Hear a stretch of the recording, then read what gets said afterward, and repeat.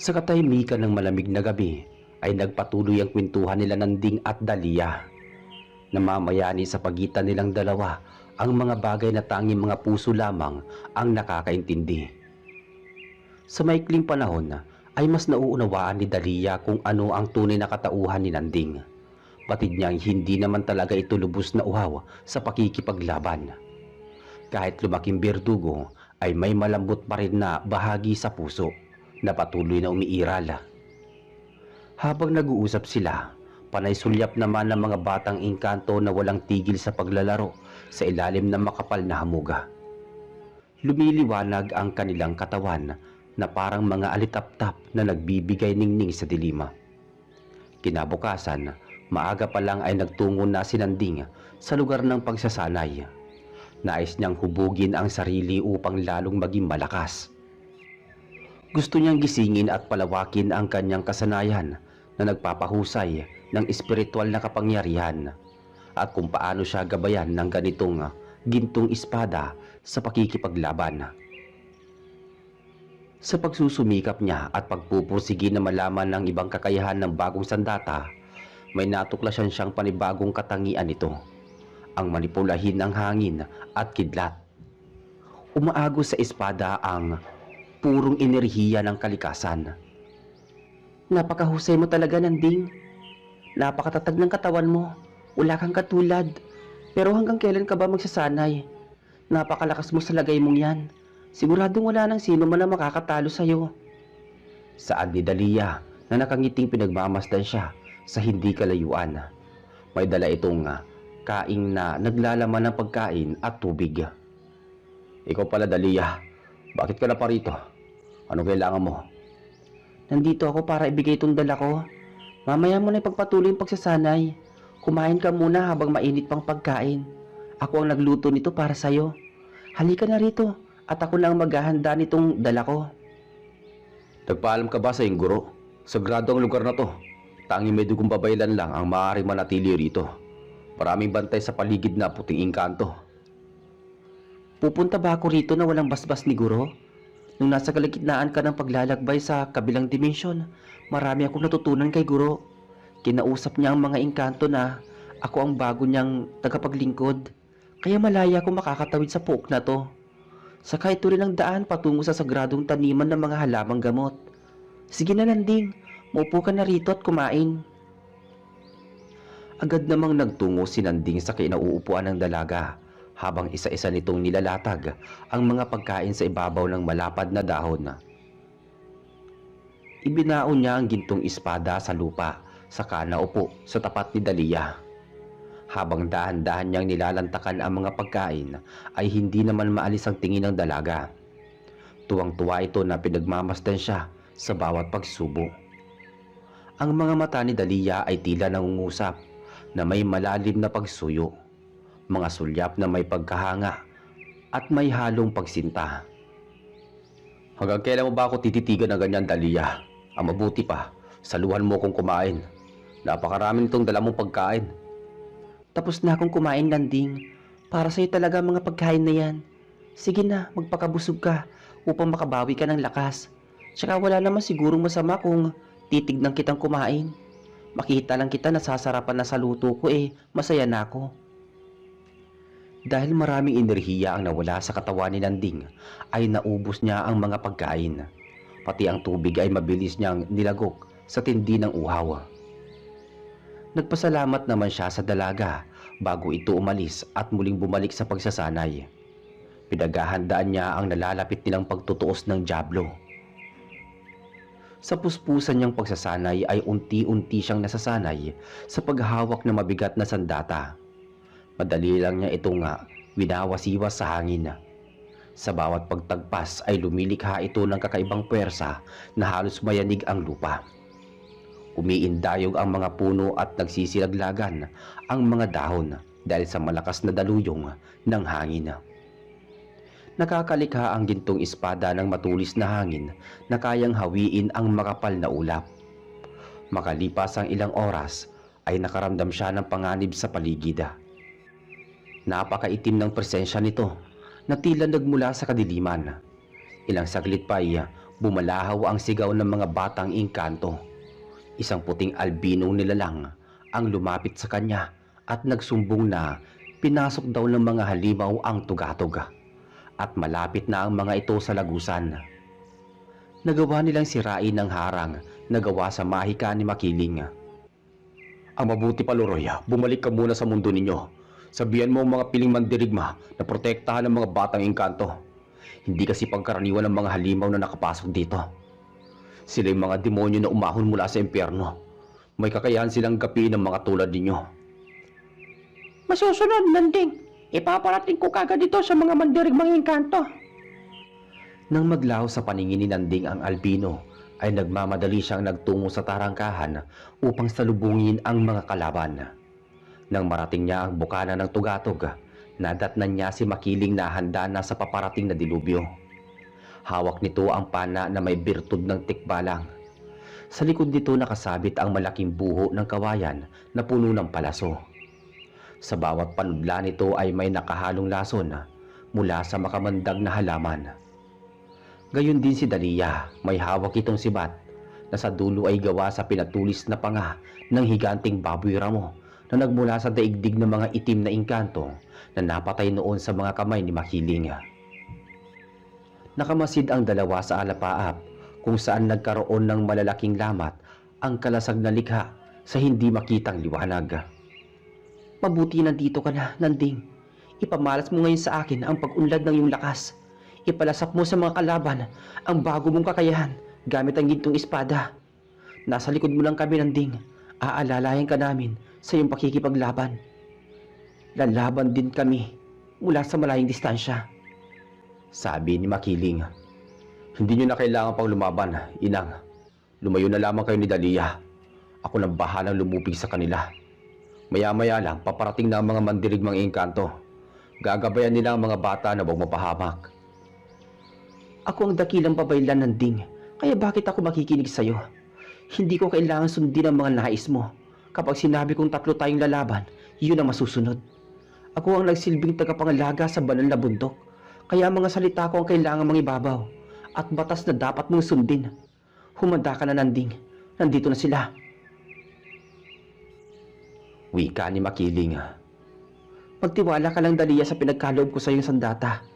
Ituturo ko sa iyo ang dapat mong gawin. Ang sibat na yan ay nasa pangangalaga mo na. Bahagi na yan ng katauhan mo. Kaya huwag mong kalilimutan ang mga turo ko. Gamit ang mga kamay mo, mapapasunod mo ang sibat sa anumang direksyon na gustuhin mo. Ipinasa ko na sa iyo ang ilang bahagi ng kasanayan ko.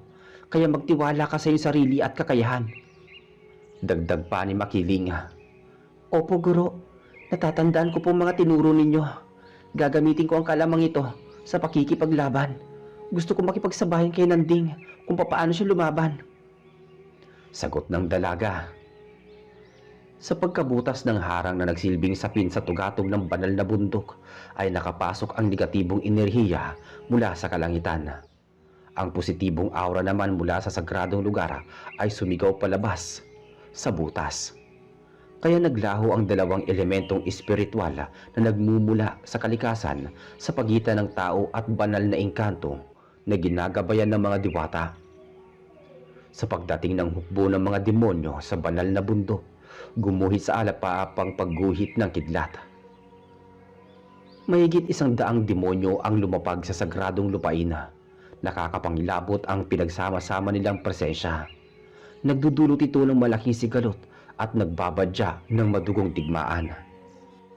Samantala, imbis na matakot si Nanding, tila mas lalo pa siyang nagkaroon ng kumpiyansa sa kanyang sarili na harapin ang kampo ng kadiliman. Naniniwala siya na sapat ang lakas niya na puksain ang mga kalaban gamit ang panibago niyang husay, gamit ang gintong espada. Wala sa bokabularyo niya ang salitang takot. Lumaki siyang birdugo at sinilang upang pumatay ng mga halimaw. Likas sa kanya ang pagiging matapang at walang inaatrasan sa laban. Marahil dalawa sa inyo ang may dugong babaylan na matagal na naming hinahanap. Dadalhin namin ang mga ulo ninyo sa aming dakilang Panginoon. Tiyak magkakaroon kami ng malaking gantimpala. Nakakatindig balahibo na wika ng isang demonyo na nagsilbing pinuno sa hukbo. Sinong Panginoon ang tinutukoy mo? Si Santino ba? Ang hangal kong kapatid? Saad naman ni Makiling at nakahanda na ang sarili sa unang pag-atake. Nagpapatawa ka ba? Malamang ikaw na siguro ang kapatid ni Santino. Ang lalaki may hawak naman ng espada ng Berdugo, ang sugo ng mga babaylan. Mga kaawa-awang nilalang, mga walang silbi, dahil mamamatay lang din naman kayo sa aming mga kamay. Nais ko lang ipaalam sa inyo na isang kasangkapan lang namin si Santino. Isa lamang siyang babaylan na walang puwang dito sa mundo. Nag-iisa ang aming dakilang Panginoon. Walang iba kundi ang kataas-taasang si Azazel, ang pumaslang at lumipol sa lahi ng mga katulad niyong babaylan. Wika pa ng demonyo. Ang dahilan kung bakit hindi magawang paslangin ng kanilang Panginoong si Santino dahil umano sa 3 kasunduan. Natupad na ang 2 dito at ang huling kasunduan ay burahin sa mundo ang berdugong babaylan na nagtataglay ng marka ng kalahating buwan na nabanggit sa propesiya.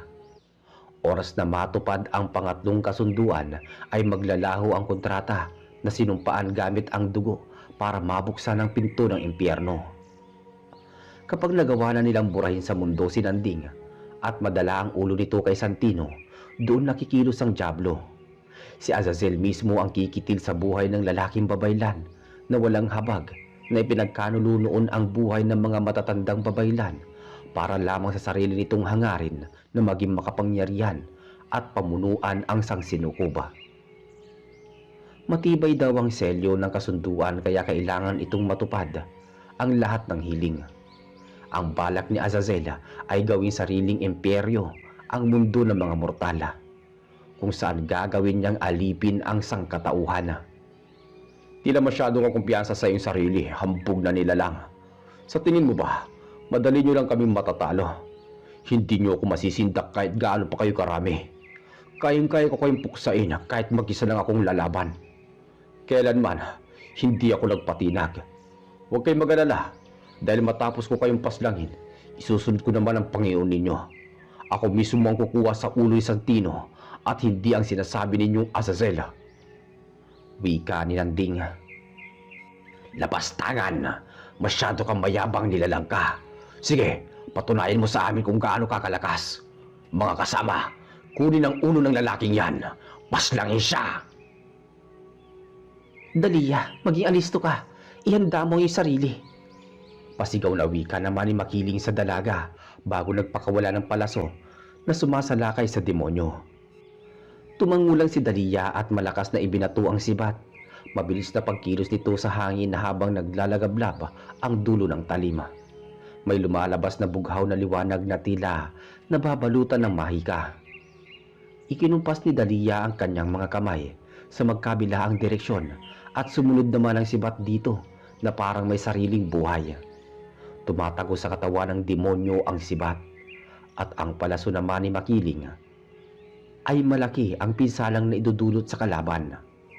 Naninigas ang katawan nila na pati ang sarili nilang bagwis ay hindi magawang ipagaspas.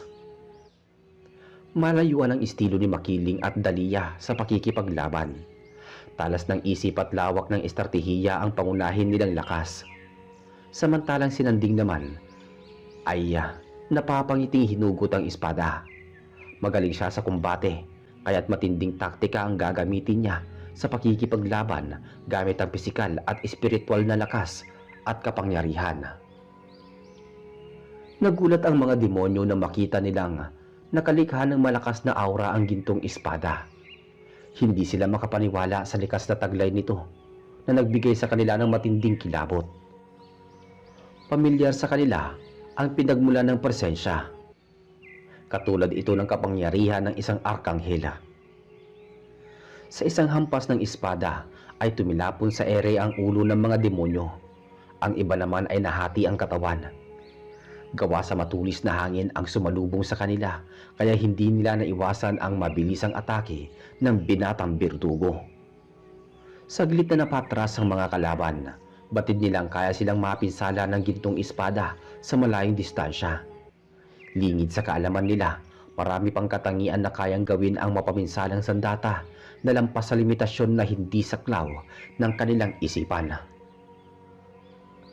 Nagbigay utos ang pinuno ng hukbo na sama-sama nilang atakihin ng Birdugo mula sa himpapawid. Mula sa taas, ginamit nila ang buong lakas upang makalipad ng mas matulin. Gagamitin nila ang pagdagit sa kalaban at sa himpapawid, isasagawa ang pagpaslang. Pero ang malawak na hagupit ng espada ay masyadong peligroso sa kanila. Subalit wala silang ligtas sa kayang gawin ni Nanding.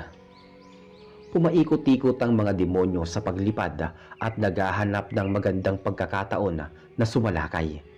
Sila'y mababang uri lamang na alagad ng prinsipe ng kadiliman. Ang mga nagbubukod tanging mandirigma na may antas ng isang general ay nananatili sa tabi ni Azazel. Umaasa ang Diablo na sapat ang lakas ng kanyang mga disipulo na pabagsakin ang Birdugo. Guro, masyado silang mabilis kumilos. Hindi ko sila masundan ng aking mga mata. Sigaw ni Dahlia kay Makiling. Basta huwag kang titigil sa ginagawa mo, Dahlia. Ipagpatuloy mo lang ang pagmamanipula. Sagot naman ni Makiling. Dahlia, tiyak, itigil niyo muna ang ginagawa ninyong pagkilos. Hanggat maaari, lumayo kayo ng ilang metro mula sa kinatatayuan nyo. Kailangan ko nang tapusin ang labanang ito. Sabi naman ni Nanding sa dalawa. Itinaas niya ang gintong espada at taimtim na humiling sa kataas-taasan. Paulit-ulit niyang binanggit kay Bathala na gisingin ang natutulog na kalangitan. At pukawin ang mahimbing na kamalayan ng sagradong sandata. Dalisay niyang tinawag ang pangalan ng Arkanghel na siyang tunay na nagmamay-ari sa gintong espada. Sa isang iglap lang, dumagundong ang nakabibinging kulog kasabay ng pagguhit ng matalas na kidlat. Nagpakawala ang kalangitan ng napakalakas na purong enerhiya ng kuryente. Hinigop ng espada ang sangasangang kidlat at nagpakawala ito ng hindi matumbasang kapangyarihan. Ang makintab na kahil na bakal ay nagmistulang talim ng kidlat. Matapos niyang makaipon ng napakalakas na enerhiya, ay agad niyang ibinaon sa lupa ang sandata. Yumanig ang lupa at nagkaroon ng magkakahiwalay na bitak. At sa bawat bitak, ay may lumalabas na liwanag na gawa sa sibat. Ang mga sibat na gawa sa kidlat ay lumipad patungong himpapawid. Tila umuulan ng matutulis na liwanag at bumabaon ang mga ito sa katawan ng demonyo. Sa isang kisap mata ay umulan ng bangkay. Ang sibat ng liwanag ay hindi nalulusaw hanggat hindi natutupok at nagiging abo ang tinatamaan nito. Ang banal na bundok ay binalot ng sigasing ng mga demonyo. Ang mga sigaw nila ay nagpapahiwatig ng nalalapit nilang kamatayan. Habang patuloy silang sumisigaw, isa-isa namang nasusunog ang kanilang katawan. Naglalagablab hanggang sa tuluyang maging abo. Sa kanilang paglisan ay kasamang naglaho ang kaluluwa nila sa daigdig. Ang kalangitan ang nagsilbing hukom upang sila'y mabura at hindi na muling mabubuhay pa. Lubos na namangha naman si Makiling sa ipinamalas ni Nanding.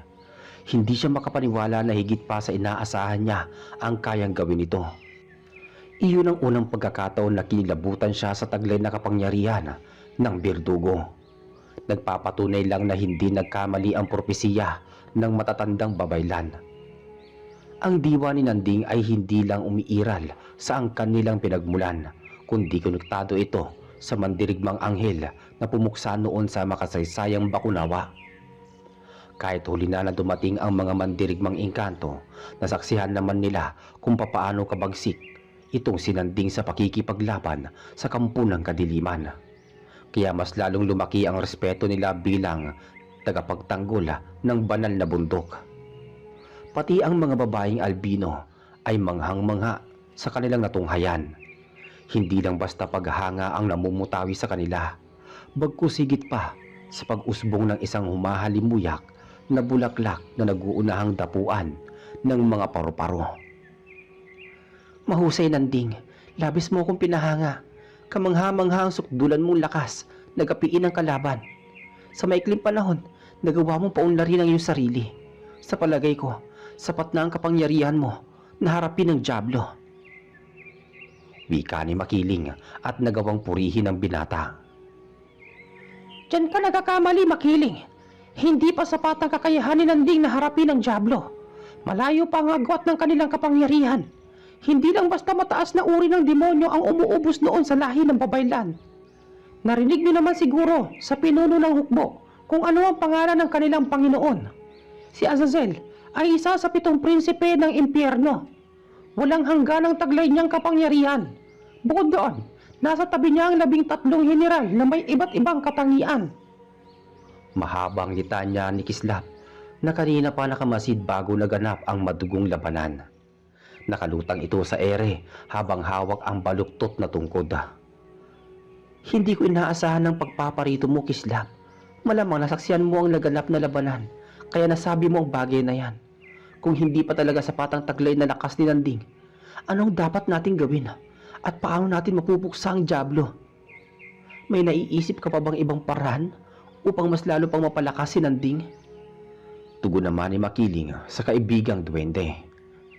Hawak na ni Nanding ang maalamat na espada ng mandirigmang anghel. Nahubog na rin ang katawan niya sa matinding pagsasanay. Kaya kung pisikal lang na lakas ang pag-uusapan, taglay niya na ang katangiang ito. May paraan pa para lalo siyang maging malakas. Ang kailangan niya lang gawin ay makipagkita kay Amihan. Dapat maging isa sa kanilang diwa, ang lakbay diwa. Tanging si Amihan lamang ang nakakalam sa kinaroroonan ng labi ng Haring Balaw. At sino naman si Haring Balaw? Biglang sapat na tanong naman ni Nanding kay Kislap. Paliwanag ni Kislap, si Haring Balaw ang pinakaunang hari ng mga engkanto. Nananalaytay sa katawan nito ang dugo ng sinaunang diwata na nagmula sa mga ninuno ni Amihan. Kung ilalarawan si Haring Balaw, meron itong matipunong katawan, makukunat na balat, at walang kapantay na lakas, kasing bilis ng hangin kung kumilos. Higit sa lahat, kayang durugin nito ang maliit na bundok gamit lamang ang isang suntok. Hindi rin tumatalab sa kanyang katawan ang iba't ibang uri ng sandata, maging ang malakas na itim na salamangka. Ang dahilan kung bakit siya namatay, umibig daw ito sa babaeng mortal. Ayon sa batas ng mga diwata at maharlikang engkanto, oras na tanggihan umano ng babae ang pag-ibig ng isang haring engkanto, ay titigil sa pagtibok ang puso nito. Mamamatay ito ngunit hindi mabubulok ang katawan. Ito'y isang sumpa ng kasawian at pagdurusa. Sa matagal na panahon, habang nakabaon sa sagradong himlayan ang katawan ni Haring Balaw, ay unti-unting nabubuo sa maliit na piraso ang isang malakas na kapangyarihan. Magiging ganap itong hiyas na mamanahan sa kaibuturan ng kanyang puso. Kung sino ang magtatanga nito, ay mamanahin ang lahat ng katangian na meron ng hari ng mga engkanto. Subalit, ang makuha ang hiyas nito ay hindi magiging madali. Dadaan muna sa isang malaking pagsubok. Kung maglalakbay ako ngayon sa daigdig ng minsan ko lang tinahak, sino ang magtatanggol dito sa banal na bundok? Nagkaroon na ng lamat ang harang. Anumang oras ay maaaring sumalakay ang malalakas na demonyo. Hindi mo na kailangan pang lumakbay, Nanding. Nandito ako upang tulungan ka. Iisa lang ang ating layunin, ang burahin sa mundo ang dyablo na tanging hangad ay sakupin ng mundo. Gamit ang aking salamangka, sabay tayong tutungo sa kabilang dimensyon. Kung ganon, oras na para kumilos. Tayo na, Kislap, magtungo na tayo kay Amihan. Bago lumikha ng lagusan ang matandang duwende, nakipagtulungan muna ito kay Makiling na isarado ang nasirang harang. Tumulong din ang mga albinong engkanto at nagkaisa sila na gamitin ng mahika na lalong patibayin ang kalasag sa tuktok ng banal na bundok. Nang manumbalik ang selyo ay saka namang gumawa ng maliit na lagusan si Kislap na konektado sa mundong kinaroroonan ng maharlikang diwata. Labis ang pagkamangha ni Nanding sa panibagong paglalakbay patungo sa kabilang daigdig. Namangha siya dahil agad nilang narating ang dulo ng lagusan. Sa isang kisap mata, narating nila agad ang hardin. Sumilay sa paningin niya ang pamilyar na mga puno. Nandito na tayo, Nanding, sa hardin ni Amihan. Tura ni Kislap bago iginayak ang paningin sa paligid. Tila mabilis yata nating narating. Ang ibig sabihin lang nito ay dito ka rin nakatira, Kislap.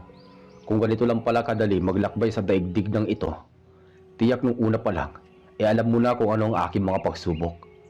Ngayon, lubos ko lang nauunawaan ang lahat. Ang ginawa mo noon na kasunduan ay bahagi ng una kong pagsubok. Tama ba ako, Kislap? Tama ka, Nanding. Nung una pa lang, alam ko magtatagumpay ka na makuha ang gintong espada. Konektado ang mga mata ko sa daigdig na ito. Kaya nasaksihan ko kung papaano mo nalampasan ang bawat pagsubok. Matalino ka, Nanding. Ang pagiging mapagmasid mo ang dahilan kung bakit ka nagtagumpay. Sa katunayan, Nanding, labis na humanga sa iyo si Amihan. Ikaw ang kauna-unahang manlalakbay na pumasa sa maraming pagsubok. Kahit na isa kang birdugo, masasabi kong dalisay pa rin ang iyong puso. Hindi magawang sagutin ni Nanding ang itinura ni Kislap. Bigla kasing lumitaw sa harapan niya ang diwata. Kumikislap ang katawan nito at napapalibutan ng mga lumilipad na lambana. Nagkita tayong muli, makisig na binata. Tila nagustuhan ka yata ng gintong espada. Nararamdaman ko ang pagdalo ng enerhiya nito patungo sa iyong katawan. Nakakatuwa naman. Lubhang nagustuhan ka talaga ng banal na sandata, binata. Ano pala ang pakay mo rito? At kasamang pa talaga ang tapat kong tagapaglingkod. Patawad, mahal kong amo. Parusahan niyo po ako sa ginawa kong kalabisan. Ang dahilan kung bakit sinama ko rito ang binatang ito para sa isang mahalagang bagay. Nanganganib ngayon ang mundo ng mga mortal. Patuloy na lumalakas ang hukbo ng kadiliman. Kailangan ni Nanding ang tulong mo. Tila hindi mo yata lubos na uunawaan ang batas ng mga diwata. Ang pag-iral ng ating alituntunin ay huwag makialam sa mundo ng mga tao. Ang lumabag sa batas ay may kaukulang parusa. Alam mo yan, Kislap. Ikaw ang aking tagapaglingkod. Ikaw ang nagsisilbi kong mata sa tarangkahan ng ating mundo. Tagapagmasid at tagapagbalita. Mahal na diwata, kung inyong pahihintulutan, maaari ba akong magsalita? Sige, magsalita ka. Oras na hindi ko magustuhan ang iyong mga sasabihin, itatapon kita sa karimlan. Tatapatin na kita, Amihan. Naparito ako upang humingi ng gabay mo. Hiling ko sana ay iyong pagbigyan. Ang hangad ko lang ay magkaisa tayo ng lakbay diwa. Hindi mo kailangan pa magtungo sa aming mundo para puksain ang mga demonyo. Ang hiling ko lang ay pagkaloob mo sa akin ang banal na hiyas ni Haring Palaw. Sa kapangyarihan at taglay ng hiyas, siguradong tataas ang antas ng aking lakas. May pag-asa na akong burahin sa mundo ang dyablo. Saglit munang napatingin si Amihan kay Kislap bago tumugon sa tinura ng binata. Batid ng diwata ang tagapaglingkod ang nagbahagi tungkol sa banal na hiyas kung bakit ito nalaman ni Nanding. Ilang minuto muna ang naging tahimik itong si Amihan. Maigi nitong pinagmamasdan ang binata. Nanding, akin na ang kaliwa mong kamay. Susuriin ko ang pagdaloy ng dugo sa iyong mga ugat. Wika ni Amihan. Nang mahawakan ng diwata ang palad ni Nanding, ay bahagya nitong ipinikit ang mga mata at dinama ang pagsirkulasyon ng dugo. Pagkatapos ay sunod naman na idinampi ang kamay nito sa dibdib ng bandang puso ng binata. Naguguluhan naman si Nanding kung para saan ang ginagawa ng diwata. Sa halip na magtanong, tahimik lamang niyang tinititigan ang mukha ng kaharap. Napakaliwanag ng kalooban mo, Nanding. Ang iyong dugo ay busilak at kasimputi ng mga ulap. Marahil tugma ang ating lakbay diwa, ngunit mahina ang iyong espiritual na taglay. Mas nangingibabaw sa katauhan mo ang pisikal na lakas. Ngayon tatanungin kita, Nanding, nakahanda ka bang isakripisyo ang iyong sarili? Hindi ka ba takot mamatay? Kaya mo bang sumugal kapalit ang buhay mo? Ngayon sagutin mo ang tanong ko. Ang magiging sagot mo ang maghahatid sa iyong kapalaran. Oo, Amihan. Matagal ko nang binubuwis ang aking buhay, maprotektahan lang ang sangkatauhan. Masaya ako mamatay na may dangal. Isinilang akong birdugo. Marami ang nasawi sa aking mga kamay. At kung mamamatay man ako, malugod ko yung tatanggapin, bitbit ang aking karangalan. Ang mga inosenteng tao ay karugtong ng aking buhay. Sapat na ba para sa iyo ang sagot ko, Amihan? Oo, sapat na yon, Nanding. Hanga ako sa iyong determinasyon. Matapang ka at walang kinatatakutan. Sige, pumapayag ako. Simula sa araw na ito, magkarugtong na ang ating lakbay diwa. Nasa katawan mo na ngayon ang maliit na bahagi ng aking espiritual na lakas. Naisalin ko na ito buhat ng hawakan ko ay iyong kamay. At mapalad ka, Nanding, sapagkat walang bahid na kasamaan ang iyong kaluluwa. Pero sa pagkakataong ito, oras na ipagkaloob ko sa iyo ang hiyas ng namayapang hari ng engkanto, idadalhin ka nito sa bingit ng kamatayan. Sana makayanan mo ang sakit na dulot nito oras na pumasok ito sa iyong katauhan. Sumunod ka na. Dadalhin kita sa sagradong himlayan. Naglakad sila patungo sa balon. Sa isang pilantik lang ng mga daliri ni Amihan ay natuyo ang tubig ng balon. Lumitaw ang malalim na hagdan at sa pinakailalim nito nakahimlay ang katawan ni Haring Balaw. Nakalutang ng pahiga ang katawan ni Haring Balaw. Maraming alitaptap na nakabantay sa paligid na tila ba binabantayan ng hari para bang ito'y natutulog lang. Malaki itong nilalang, mahaba ang kamay at paa, kulay abo ang balat at mahaba ang gintong buhok. Mahaba rin ang sungay at buntot nito. Ang wangis nito ang siyang nagpatunay na ito nga ang mahusay na mandirigma. Ngunit nasawi lang ito dahil sa pag-ibig. Dito sa kaliwa ka, Nanding. Sa ihanda mo ang iyong sarili dahil mararanasan mo ngayon ang matinding sakit na higit pa sa kamatayan. Dapat mo ito malampasan kung nais mo talagang maging malakas. Kayanin mo ito hanggang sa huli ng iyong hininga. Tumungo lang si Nanding bago bumuga ng malakas na hangin. Sinimulan muna ni Amihan ang pagwawalang bisa ng selyo. Pagkatapos ay lumapit sila sa nakalutang na katawan ng hari. Nang magkalapit ay nagsimula na itong umusal ng kakaibang lingwahe na tanging mga diwata lang ang nakakaalam. Makalipas ang ilang minuto kung saan tapos na ang orasyon, nagbago ang ihip ng hangin. Napakainit nito na tila nakakapaso sa balat. Gayunpaman, hindi ito ininda ni Nanding. Wala lang sa kanya ang nararamdamang init.